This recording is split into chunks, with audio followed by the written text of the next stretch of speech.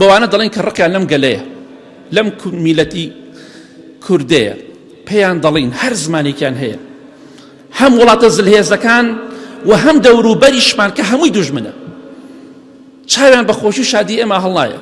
پێیان دەڵێن ئێوە بە ناوی دینەوە، بە ناوی مەزهەبەوە، بە ناوی نازانم چیەوە زڵم لە ئێمە دەکەن، دەمان کوژن. ئیسلام شتێکە و ئێوە شتێکی ترن. ئیسلام لە دۆڵێکە، ئێوەش لە دۆڵێکی ترن.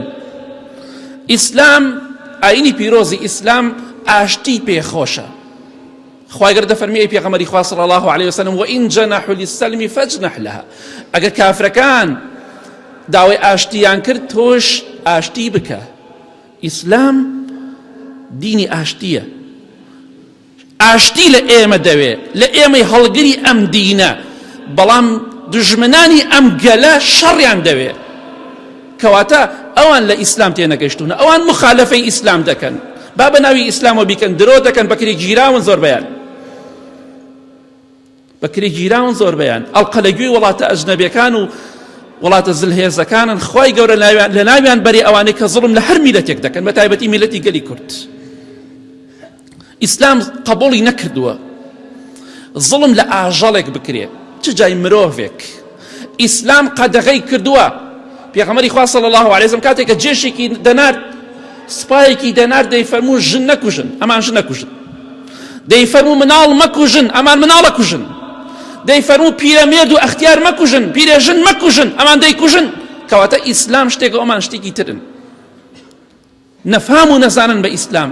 ئیسلام بەکار دەهێنن بە فەرمانی وڵاتە زلهێزەکان تەنها بۆ ناشرینکردنی ئیسلام، بەڵام خوای گەورە تۆڵەیان لێ دەکاتەوە هەم لە دنیا و هەم لە قیامەتیش.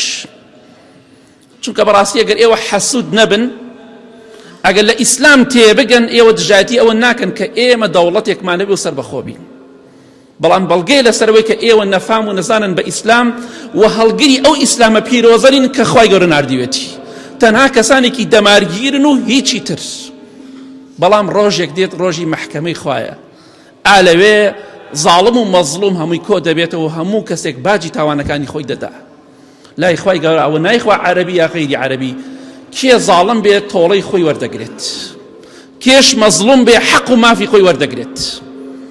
یا ڕەبی خوایە تۆڵە لە زاڵمەکان بکەیتەوە. یا ڕەبی خوایە ئەوەی زڵمان لێ ئەکەن، خوایە بە گەورەی خۆت لە لاویان بەری. یا ڕەبی خوایە تۆڵەیان لێ بکەیتەوە. یا ڕەبی خوایە زەلیلیان بکەی، ئەوانەی ژن و مناڵ و خەڵکی بێتاوان دەکوژن، خوایە تۆڵەیان لێ بکەیتەوە. ئامین ئامین ئامین.